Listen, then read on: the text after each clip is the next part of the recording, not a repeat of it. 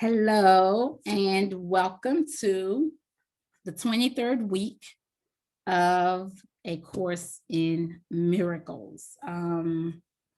This is the 23rd week, so we're going to start with lesson 23 from A Course in Miracles. Let me find it.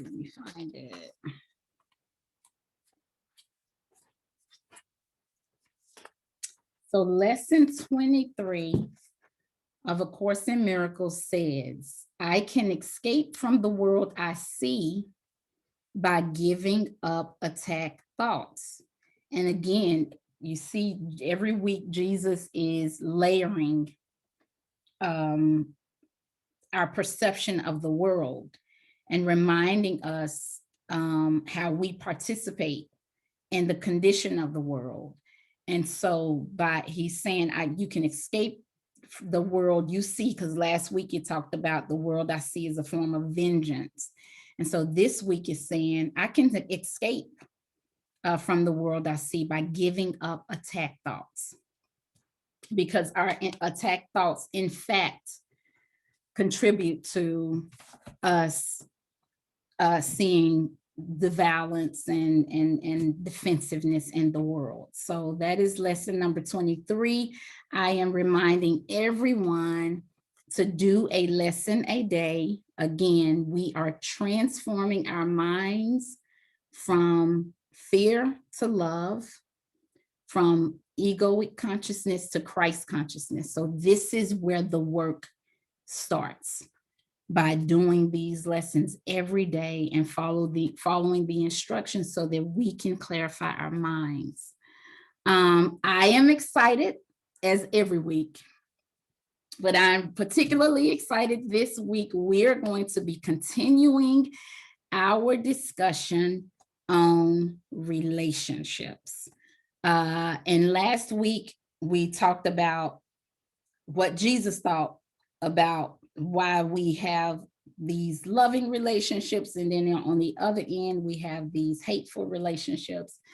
So we looked in A Course in Miracles last week. So this week we're going to be reading from my favorite book, Conversations with God. How many of us are surprised?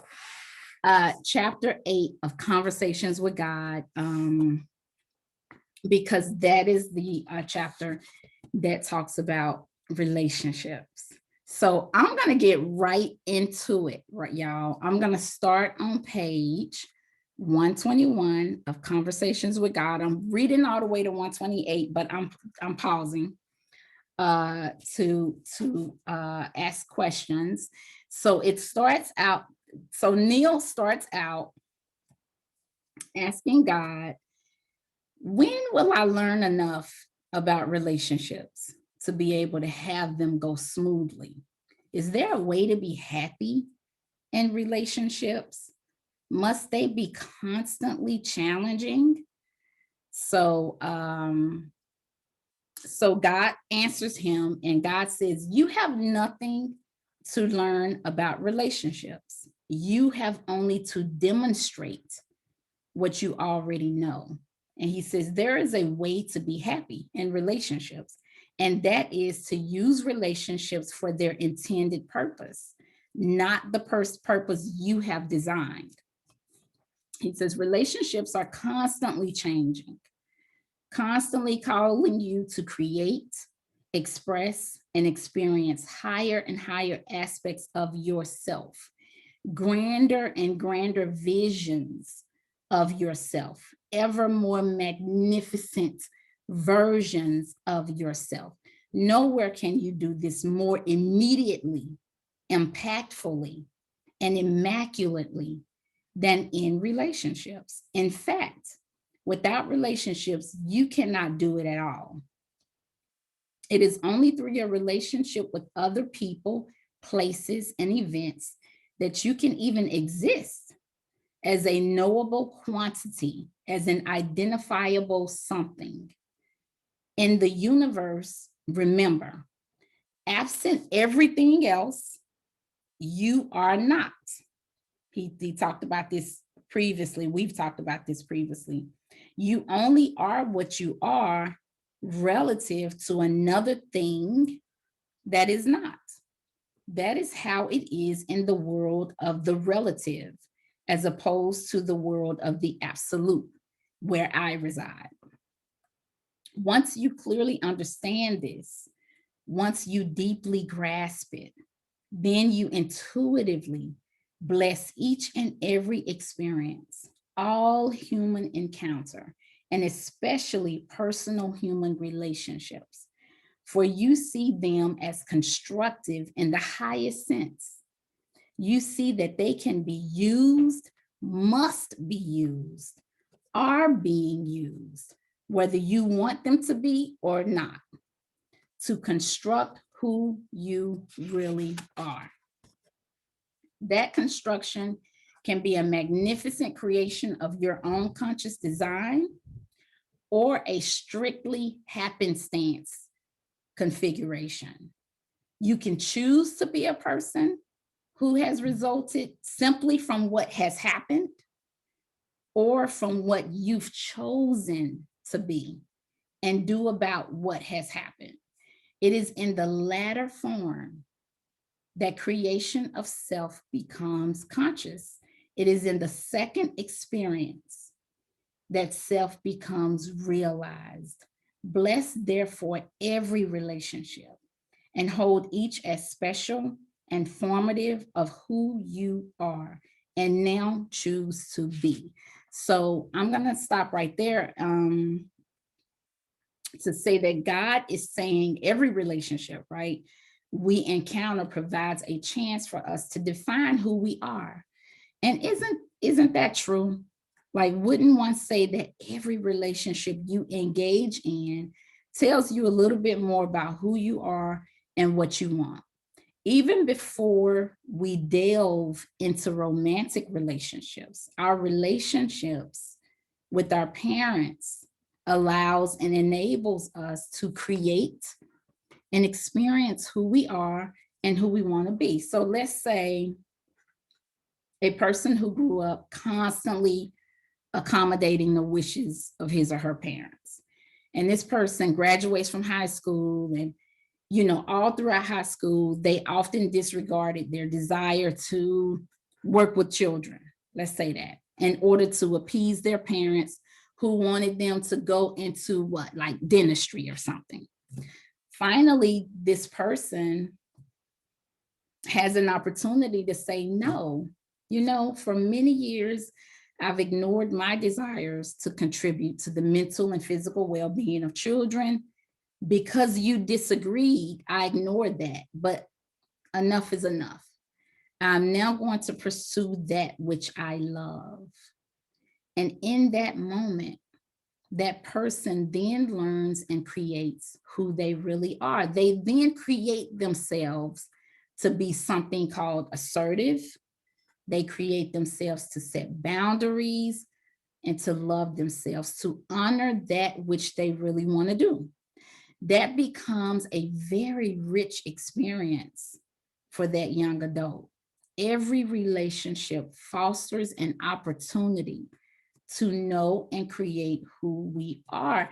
And God talks about this can be a conscious creation of yourself where you choose what you will be and do as it relates to an event or a relationship, or you can simply allow that event or relationship to mold you, to play a passive role.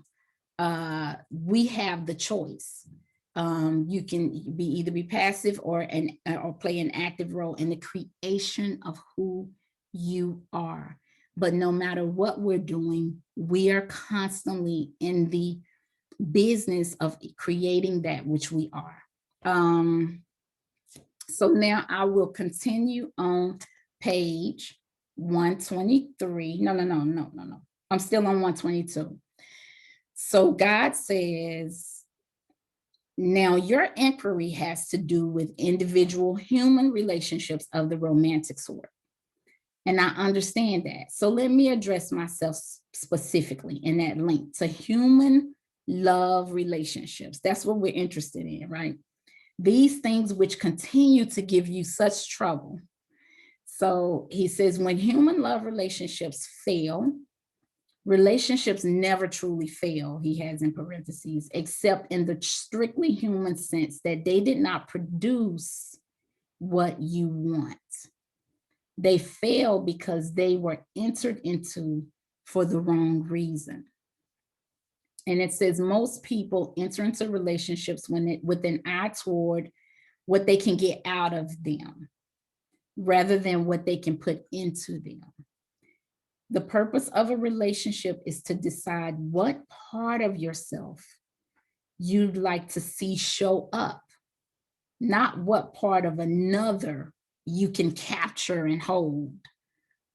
It is very, he says there can be only one purpose for relationships and for all of life, to be and to decide who you really are. It said it is very romantic to say that you were nothing, quote unquote, until that special other came along. But it is not true. Worse, it puts an incredible pressure on the other to be all sorts of things he or she is not. We talked about that last week. Not wanting to let you down, God says they try very hard to be and do these things until they cannot anymore. They can no longer complete your picture of them. They can no longer fill the roles to which they have been assigned. Resentment builds, anger follows. Finally, in order to save themselves and the relationship, these special other beings, these special others begin to reclaim their real selves, acting more in accordance with who they really are and what resonates with them. It is about this time that you say, you know what, you've really changed. It is very romantic to say that now that your special other has entered your life, you feel complete. Yet the purpose of relationships is not to have another who might complete you, but to have another with whom you might share your completeness. So here we go. Last week we were talking about, okay, what is the statement that we're looking for? What is the purpose? If we ask a person, what are you looking for in a dating relationship? And we was trying to figure out that we acknowledged that we didn't want them to say, I'm looking for somebody to complete me and I'm looking for somebody to make me happy. Well, God has defined that for us. He says that our mission statement and romantic relationships should sound like, I choose to enter into this relationship to have another with whom I might share my completeness. I love it. I love it. What y'all think? Y'all agree with that?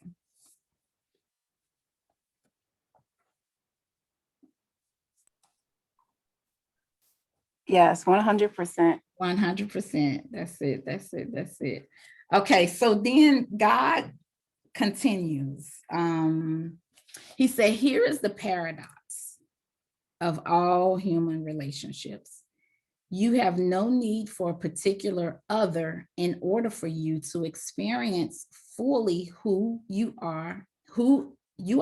And without another, you are nothing. This is both the mystery and the wonder. So he's talking about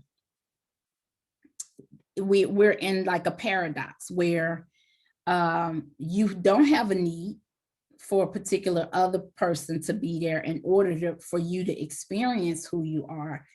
But without another person, you are nothing because there is no relativity. So he's just talking about the paradox that is. He's saying that this is both the mystery and the wonder, the frustration and the joy of the human experience.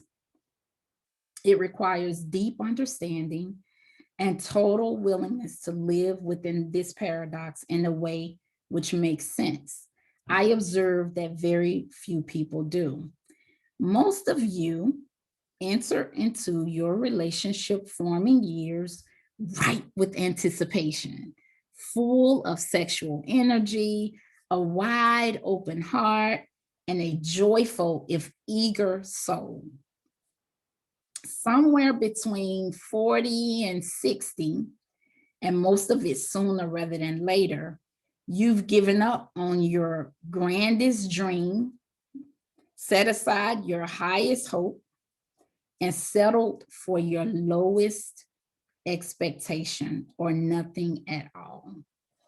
The problem is so basic, so simple, and yet so tragically misunderstood. Your grandest dream, your highest idea, and your fondest hope has had to do with your beloved other rather than your beloved self. The test of your relationships has had to do with how well the other lived up to your ideas and how well you saw yourself living up to his or hers. Yet the only true test has to do with how well you live up to yours. Relationships are sacred because they provide life's grandest opportunity. Indeed, its only opportunity to create and produce the experience of your highest conceptualization of self. Relationships fail when you see them as life's grandest opportunity to create and produce the experience of your highest conceptualization of another. So he's basically saying, you need to go into it looking for the grandest opportunity to be the highest version of yourself and not looking for that other person to be that grand vision that you have. And we talked about that last week where we talked about, recognizing your own beauty, within yourself. He says, let each person in relationship worry about self, what self is being, doing, and having, what self is wanting, asking, giving, what self is seeking, creating, experiencing, and all relationships would magnificently serve their purpose and their participants. Let each person in relationship worry not about the other, but only about self. This seems a strange teaching, for you have been told that in the highest form of relationship, one worries only about the other. Yet I tell you this, your focus upon the other, your obsession with the other, is what causes relationships to fail. What is the other being? What is the other doing? What is the other having? What is the other saying, wanting, demanding? What is the other thinking, expecting, planning? The master understands that it doesn't matter what the other is being, doing, having, saying, wanting, demanding. It doesn't matter what the other is thinking, expecting, planning. It only matters what you are being in relationship to that. The most loving person is the person who is self-centered. This is a radical teaching, Neil says to God. This is a radical teaching. And God says, not if you look at it carefully. If you cannot love yourself, you cannot love another. Many people make the mistake of seeking love of self through love for another. Of course, they don't realize they're doing this.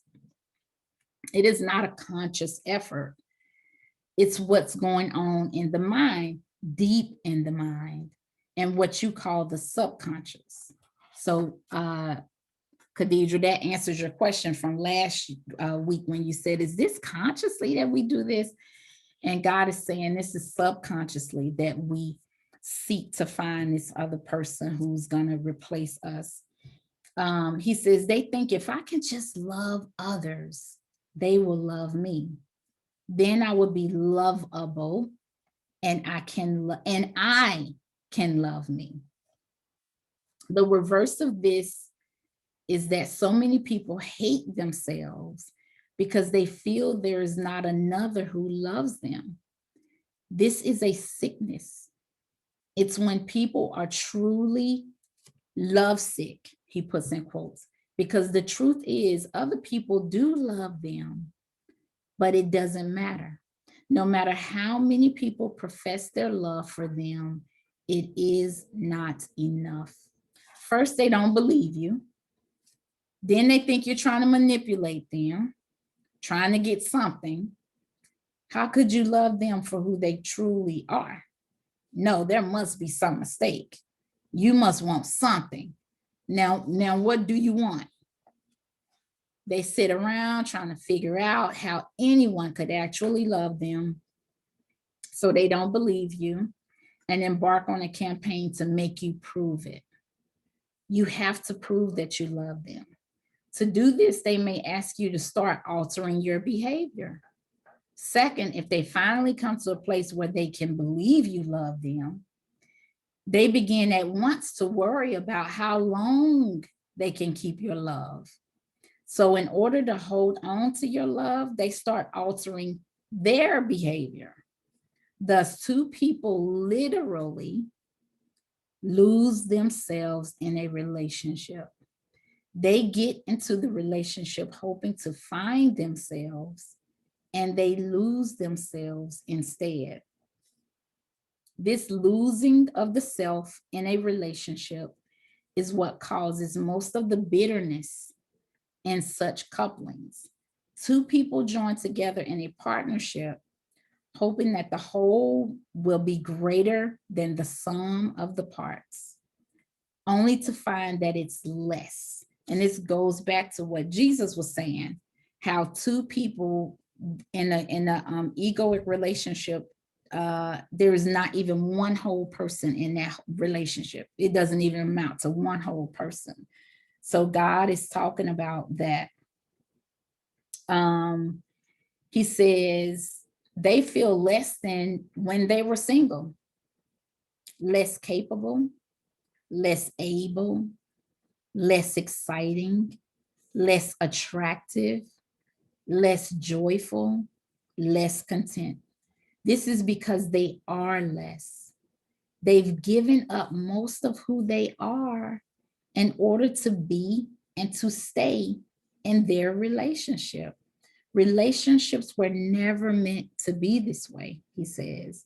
Yet this is how they are experienced by more people than you could ever know. So how many of us can relate to this? I know I can.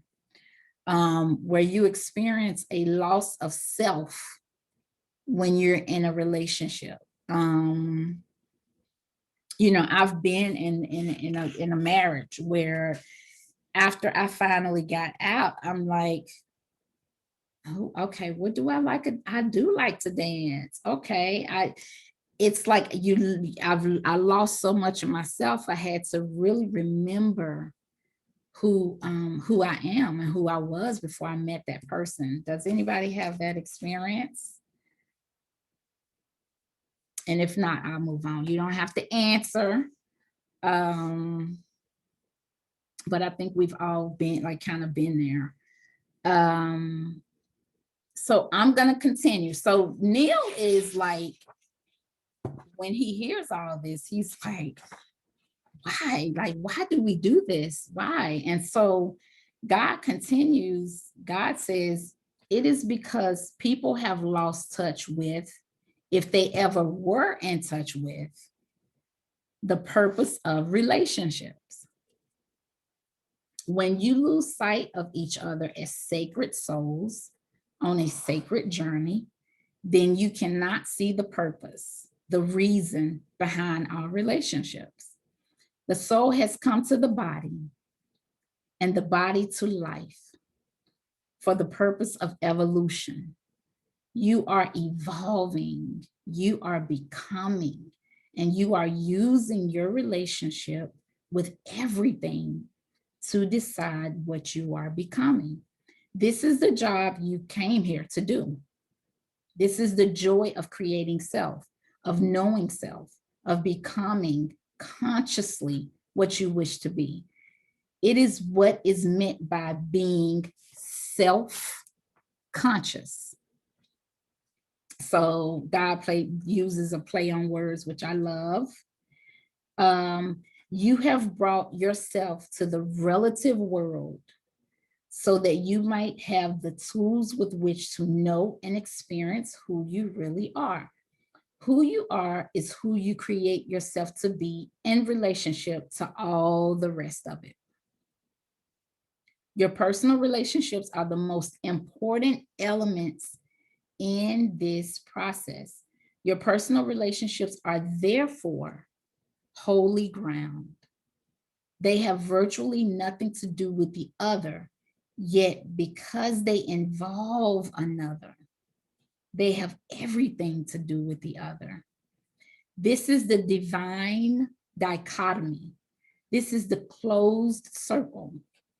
So it is not such a radical teaching to say, blessed are the self-centered, for they shall know God. It might not be a bad goal in your life to know the highest part of yourself and to stay centered in that. Your first relationship, therefore, must be with yourself. You must first learn to honor and cherish and love yourself. You must first see yourself as worthy before you can see another as worthy. You must first see yourself as blessed before you can see another as blessed. You must first know yourself to be holy, which we are, before you can acknowledge holiness in another. If you can put the cart before the horse, as most religions ask you to do, and acknowledge another as holy before you acknowledge yourself, you will one day resent it. If there is one thing none of you can tolerate, it is someone being holier than thou. Yet your religions force you to call others holier than thou. And so you do it for a while. Then you crucify them. You have crucified in one way or another all of my teachers, not just one. And you did so not because they were holier than thou, but because you made them out to be. My teachers have all come with the same message, not I am holier than thou, but you are as holy as am I.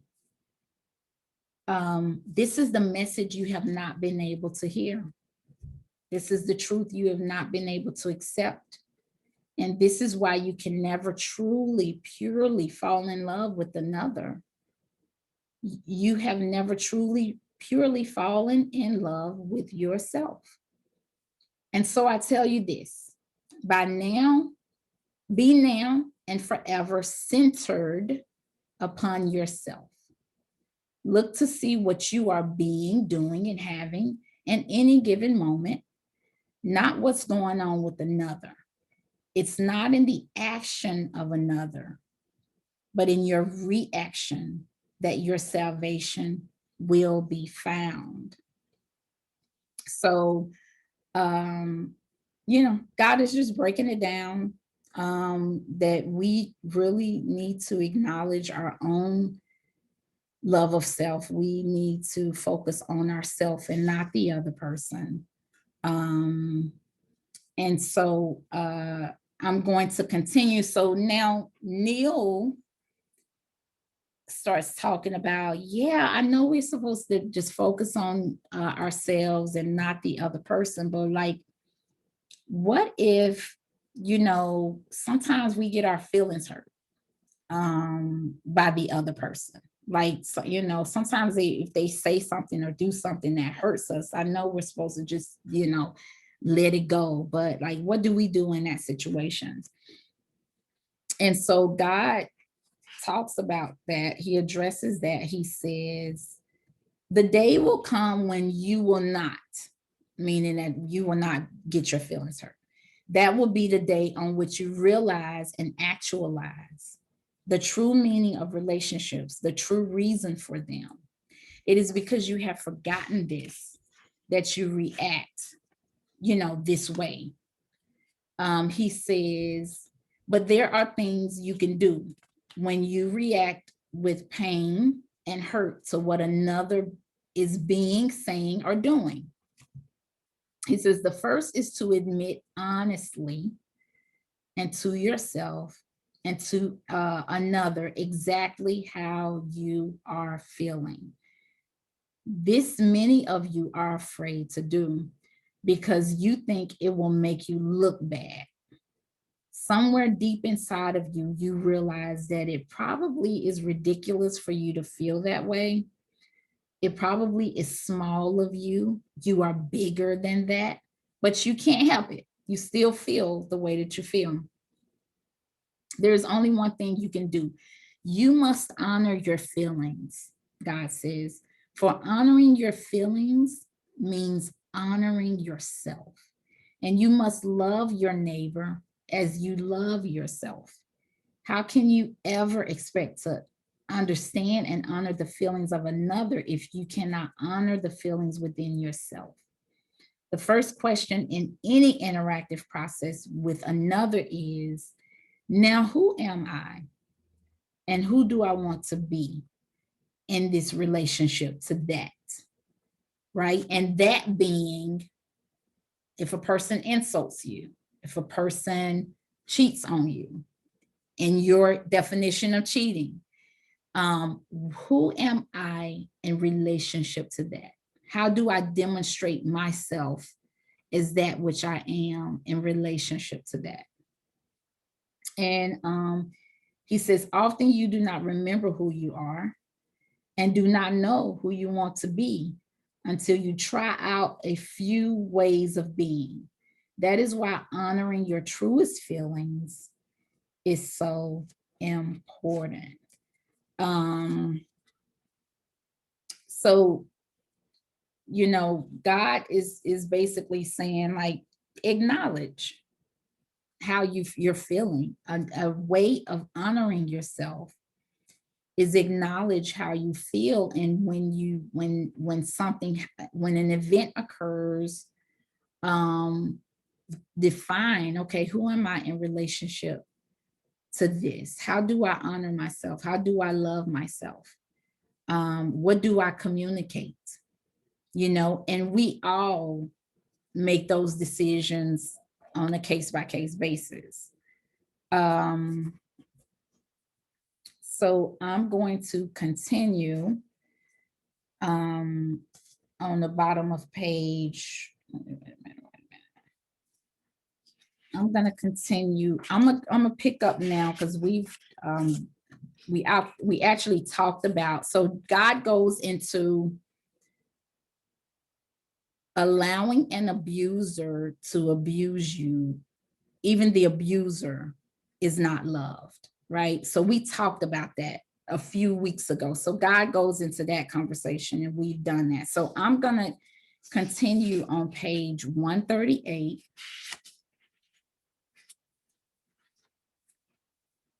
And so then Neil goes on to say, he's like, I don't seem to know what it's like to hold on to a relationship. Every relationship I get into, they fail quickly. I can't hold on to them. He's like, do you think I will ever learn? What do I have to do to make it happen? And so God says, you make it sound as if holding on to a relationship means it's been a success. Try not to confuse longevity with a job well done. Remember, your job on the planet is not to see how long you can stay in a relationship. It's to decide and experience who you really are. This is not an argument for short-term relationships, yet neither is there a requirement for long-term ones. Still, while there is no requirement, this much should be said. Long-term relationships do hold remarkable opportunities for mutual growth, mutual expression, and mutual fulfillment. And that has its own reward. So to summarize that, God is basically saying, just because a relationship is short-lived doesn't mean that it was a failure. It's not like if you're with somebody 30 years, that means that's a success, or if you were with somebody 1 year, that was a failure, because we all know that people are in our lives for a season, for whatever reason. So to not perceive it as a failure. He does say that, though, that long-term relationships do hold an incredible opportunity for mutual growth. And that has its own reward. So then Neil says, I know. I mean, I've always suspected that. So how do I get there? So God is like, first, make sure you get into a relationship for the right reasons. He says, I'm using the word right here as a relative term. I mean, right relative to the larger purpose you hold in your life. As I have indicated before, most people still enter relationships for the wrong reasons: to end loneliness, to fill a gap, to bring themselves love or someone to love. And those are some of the better reasons. He says others do so to salve their ego, to end their depressions, to improve their sex life, to recover from a previous relationship, or, believe it or not, to relieve boredom. He says none of these reasons will work, and unless something dramatic changes along the way, neither will the relationship. So he was like, none of these reasons will work, and neither will the relationship work.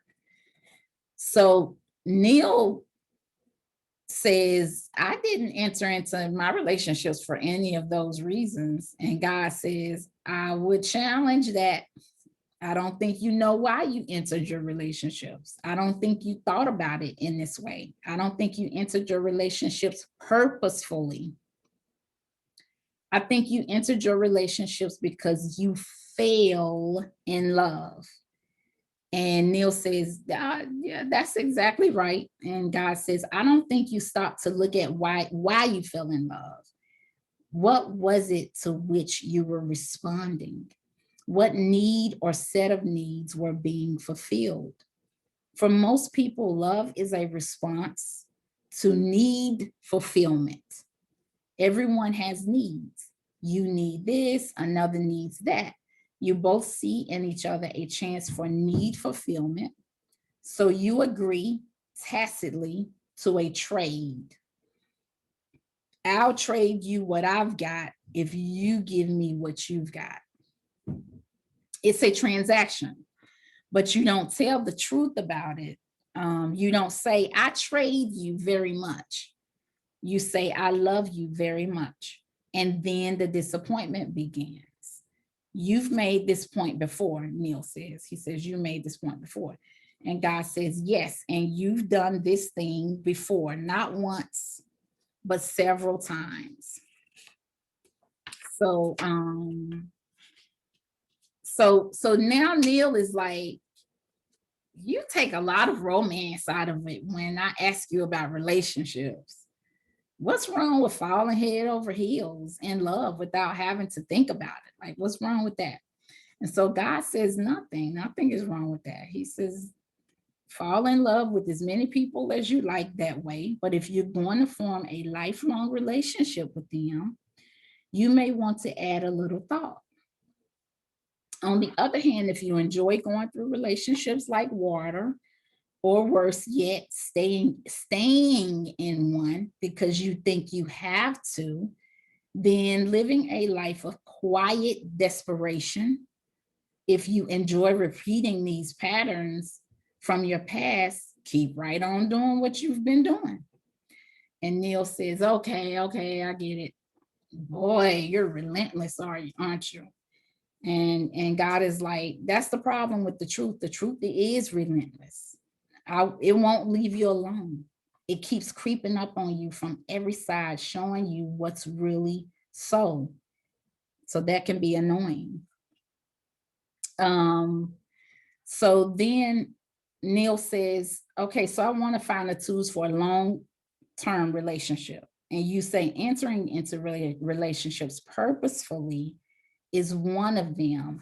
And so this is going into what we talked about last week when Jesus says having an intention, setting an intention um, for a long-term relationship.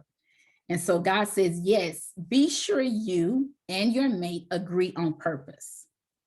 If you both agree at a conscious level that the purpose of your relationship is to create an opportunity, not an obligation, an opportunity for growth, for full self-expression, for lifting your lives to their highest potential, for healing every false thought or small idea you ever have had about you, and for ultimate reunion with God through the communion of your two souls.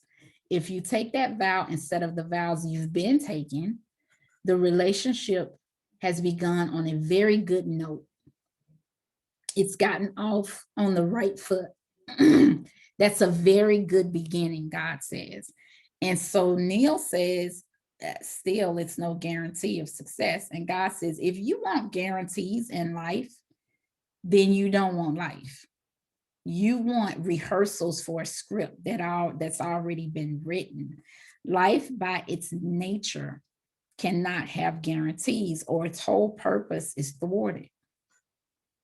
And so Neil says, okay, got it. So now I've got my relationship off to this very good start. How do I keep it going? And God says, know and understand that there will be challenges and difficult times. Don't try to avoid them. Welcome them gratefully. See them as grand gifts from God, glorious opportunities to do what you came into the relationship and life to do. Try very hard not to see your partner as the enemy or the opposition during these times. In fact, seek to see no one and nothing as the enemy or even the problem. Cultivate the technique of seeing all problems as opportunities, opportunities to decide who you really are. And so, then Neil says, well, that sounds really dull to me. And God says, then you're setting your sights too low. Like broaden your scope of your horizons, extend the depth of your vision, see more in you than you think there is to be seen. See more in your partner too. You will never disserve your relationship nor anyone by seeing more in another than they are showing you. For there is more there, much more. It is only their fear that stops them from showing you. If others notice that you see them as more, they will feel safe to show you what you obviously already see. And Neil says, yeah, people tend to live up to our expectations of them. And God says something like that. I don't like the word expectations here. Expectations ruin relationships. So he said, let's say that people tend to see in themselves what we see in them. The grander our vision, the grander their willingness to access and display the part of them we have shown them. And I've talked about this before when we talked about seeing God in others.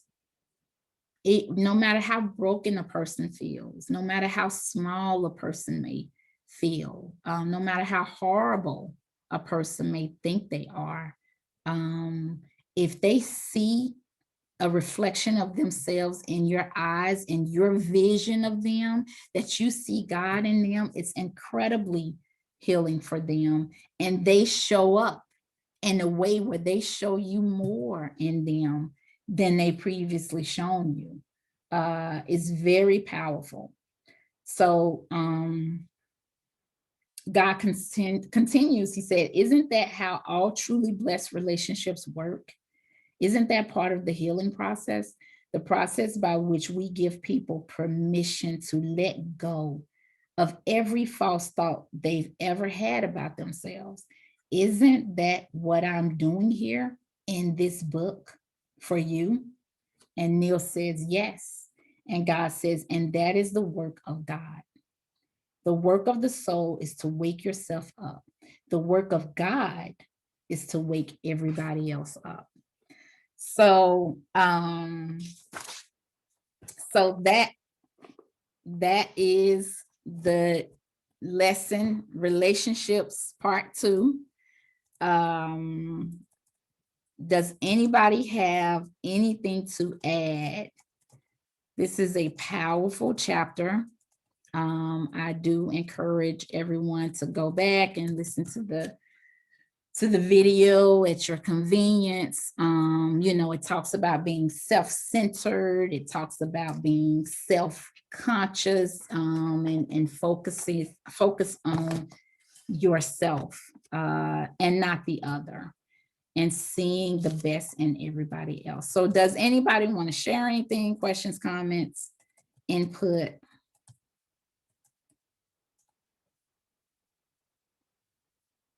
I have a quiet group. Hey, Deshauna. Hi, Takia. What's up?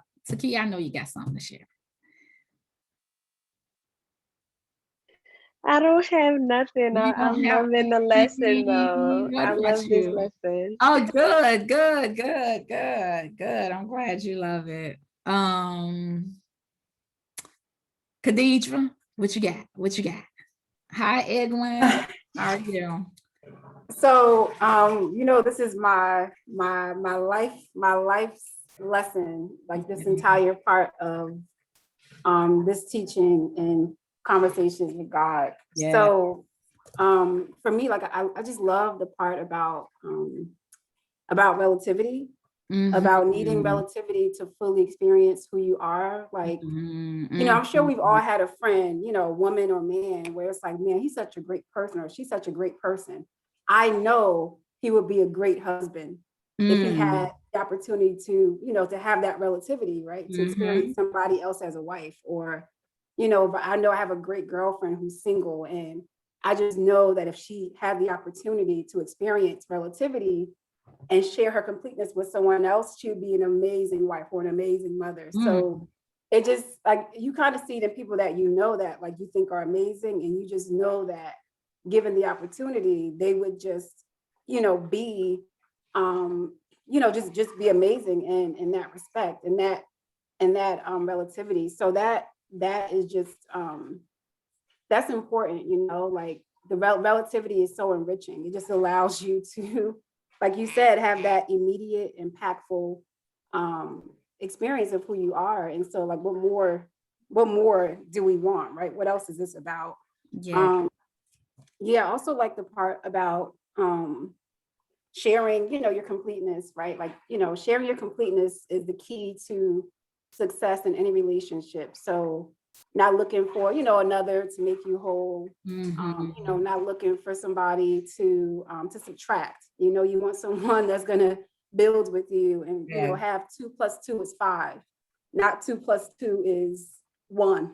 Right, exactly. You know what I mean? So like, I love that. And when you get people that, come into relationships and subconsciously are looking for other people to fulfill their visions for themselves. It's like, oh, why are you wearing that dress? That dress is really short on you. And that's not the idea I have for my wife. So I need you to put on something else. And she's like, wait a minute now, hold on now, I'm doing me. This is me. I'm not changing my dress. I'm not changing my.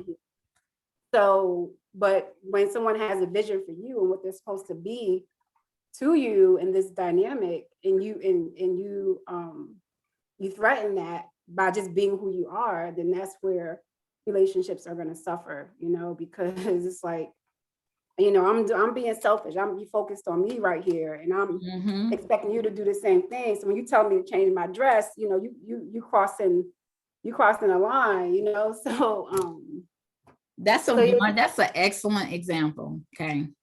Just like yeah, just like it's because that's where it starts, right? Because then as soon as you change that dress, then it's downhill from there. It's going to be your hair, it's going to be your friends, it's going to be, your family, who you spend time with, and you wake up one day not knowing who you are, forgetting that you love to dance, forgetting that you like Panera bread, forgetting that you like things that you love to do. So it's just, and the bad thing is it's so easy for that to happen. It's just like it chips away at you little by little. When you look back, whoa, what who am I? Like, what that's am so true. That is so true. Yeah. Greg, you went on video? Did you want to add? Thank you so much, Khadijah. That was powerful. Loretta, I want to bow to you. You were awesome today. Oh, you know what? It's not me. It's conversations with God. All I'm doing is reading, but thank you. Thank you. So the one thing that you mentioned today was that I think the challenge for many people, including myself, is to put yourself first, to complete yourself, to work on yourself. And, it depends on the family you were raised in and teachings and culture and environment. It's a counter message that you have to be selfless and think of other people first. And depending on the dynamic of your family, I mean, for myself, I never thought of myself first. I always thought of my family first and my kids. I've seen other families where certain parents, they live through their kids, they have no self of their own, sort of. Now I see that more clearly now after listening to you. Right. And no one has really taught this path. And really, the key of success, as you say, to relationships and to yourself and to life is to know yourself first, develop yourself. And I think that's a very interesting message and enlightened message, that if the churches taught that, or anyone taught that, never mind the churches, like they teach separation and all of that, God is judging you and everything. You should be working on yourself. So very powerful message. I want to smile and say you did great today. Thank you, Greg. You're so generous and gracious. Thank you. That is so true. And you're right, depending on the culture. And I never hear people really preaching or teaching or sharing to focus on yourself. We're not conditioned to do that. We're judged if a parent says, you know what, I'm focusing on myself. I mean, the kids, I'm caring for the kids, but I'm focusing on myself. You can feel in the room, people feel like, that judgment, that we shouldn't do that. And God, really, that's pretty much the answer he gave to have a loving relationship. And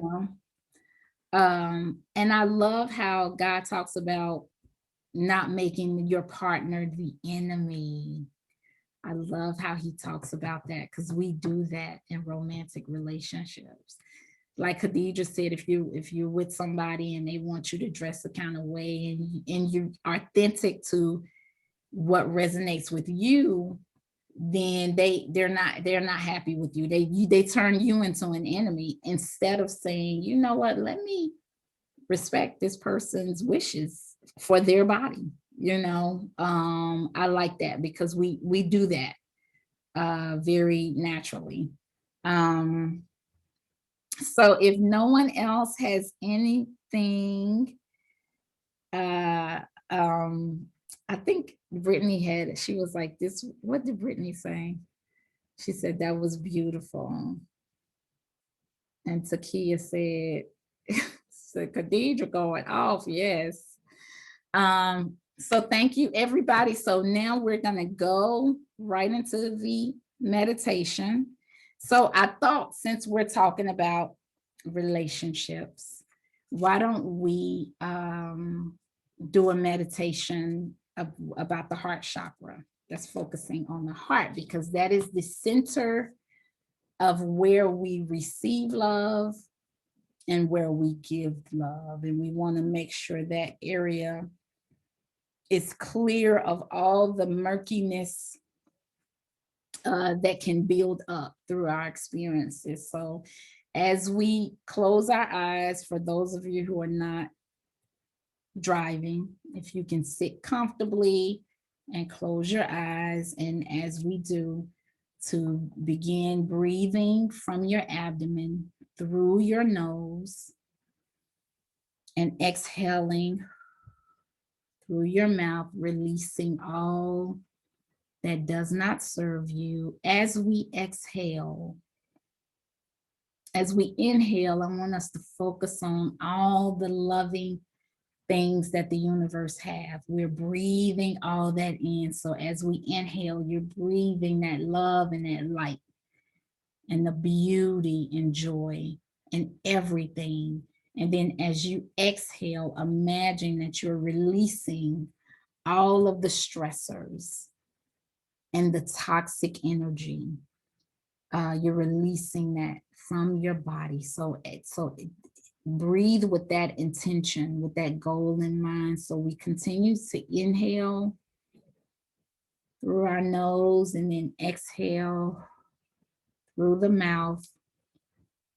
And we're doing it one more time, exhaling through the nose, inhaling through the nose from your diaphragm, and exhale completely, emptying your lungs.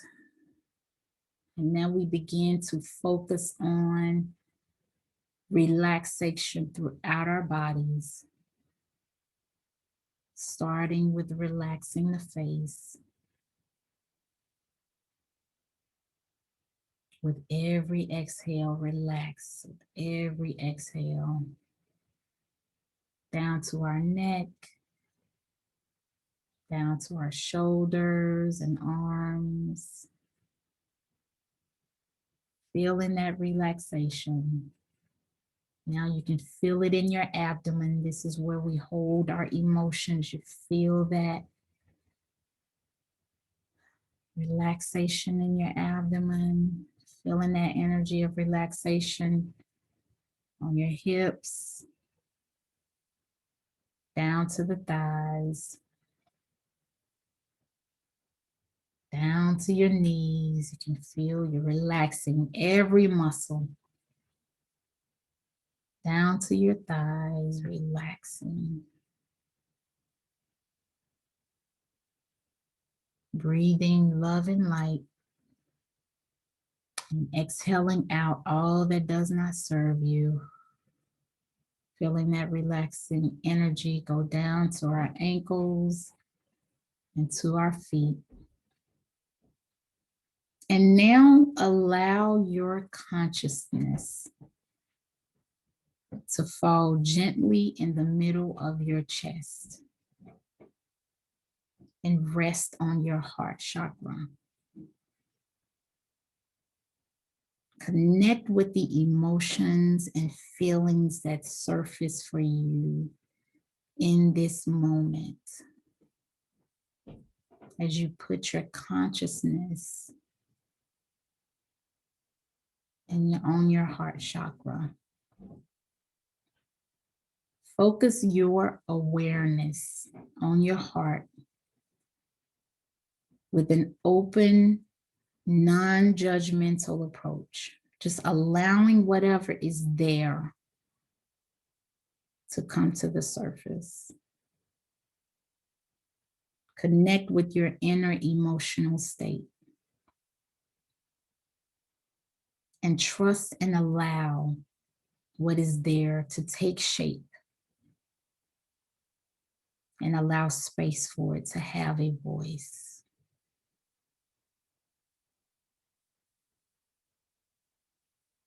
We rarely bring awareness to the heart because it holds the seed of our emotions. But if given a voice,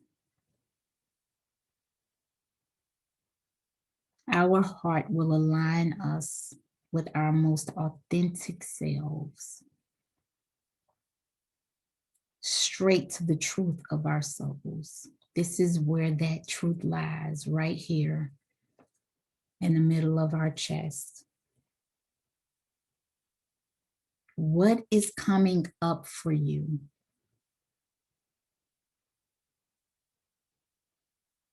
Do you feel sadness or heaviness? Do you feel joy and calm?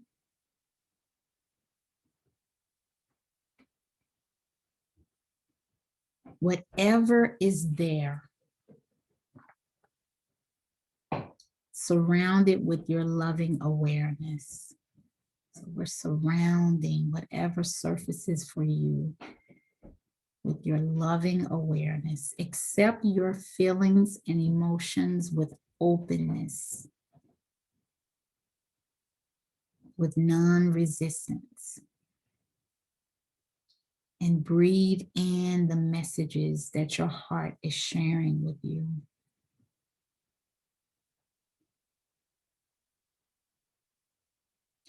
Now let's take a deep breath as we remain connected with our heart chakra. Get comfortable with this space.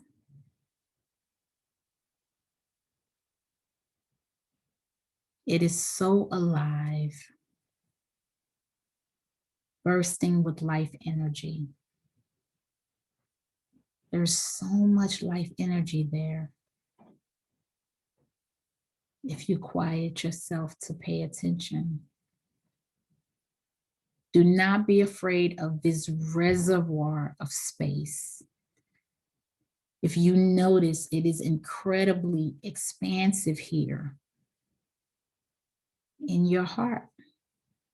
There is so much to be explored. Get comfortable with the heart. This is the seat of life. And as you take another inhale and exhaling, feel the power and the depth that your heart chakra holds. Feel it. There is an entire universe that you hold inside you. If you allow it, the heart will lead you to your inspirations and your passions. It will not lead you astray. It is important to treat your emotions with love and patience.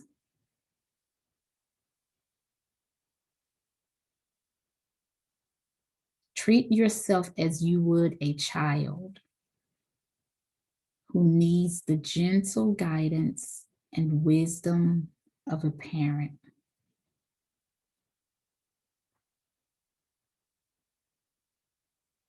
The body loves your attention. It loves your awareness. You are the life that gives the body life. Without your soul, the body is matter, unmovable. This is incredibly healing to surround yourself with love.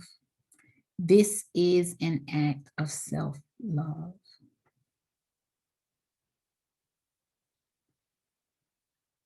So as we take another deep breath,